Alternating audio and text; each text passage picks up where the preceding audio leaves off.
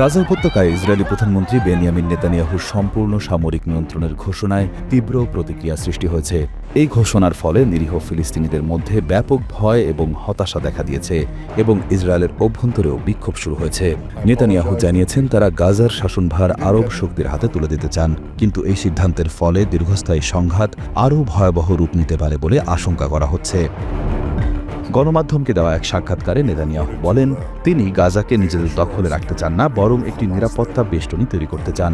তার মতে হামাস নির্মূল করে গাজার জনগণের মুক্তি নিশ্চিত করাই তাদের প্রধান লক্ষ্য। তিনি আরও বলেন, গাজার জনগণকে হামাসের ভয়াবহ সন্ত্রাস থেকে মুক্ত করতে চান তিনি।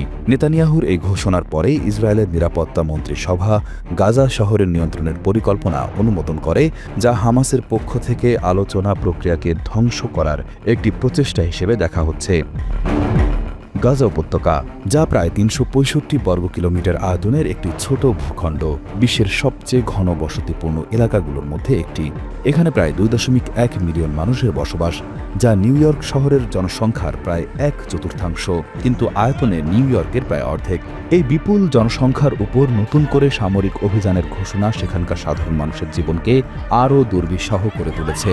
গাজার একজন বাস্তুচ্যুত ফিলিস্তিনি মাহমুদ আল কুরাশলি বলেন, এখানে আসলে দখল করার মতো কিছুই অবশিষ্ট নেই। আমরা প্রতিদিন ক্ষুধায় মারা যাচ্ছি, প্রতিদিন ১০০ থেকে ১৫০ জন মানুষ প্রাণ হারাচ্ছে। এখানে সাধারণ মানুষের বেঁচে থাকার ন্যূনতম উপকরণটুকুও নেই। এদিকে ইসরায়েলের অভ্যন্তরেও নেতানিয়াহুর এই সিদ্ধান্তের বিরুদ্ধে তীব্র প্রতিক্রিয়া দেখা দিয়েছে। তেল আবিব এবং জেরুজালেমে হাজার হাজার মানুষ রাস্তায় নেমে বিক্ষোভ করছে। তাদের প্রধান দাবি, অবিলম্বে জিম্মিদের ফিরিয়ে আনা হোক এবং গাজায় চলমান যুদ্ধের অবসান ঘটানো হোক। এখনও গাজায় প্রায় ৫০ জন জিম্মি রয়েছেন, যাদের মধ্যে মাত্র ২০ জন জীবিত আছেন বলে ধারণা করা হচ্ছে। বিক্ষোভকারীরা বলছেন, জিম্মিদের জীবন বিপন্ন করে গাজায় নতুন করে সামরিক অভিযান চালানো একটি ভুল সিদ্ধান্ত। ইসরায়েলের নাগরিক ড্যানি বুকোভস্কি বলেন, এই সিদ্ধান্তটি সেখানে থাকা সমস্ত জিম্মিদের জন্য মৃত্যুদণ্ডের সমান। তার মতো অনেকেই মনে করেন জিম্মিদের নিরাপদে ফিরিয়ে আনার পরই হামাসের বিরুদ্ধে ব্যবস্থা নেওয়া উচিত। এই পরিস্থিতিতে গাজার ভবিষ্যৎ নিয়ে গভীর উদ্বেগ তৈরি হয়েছে।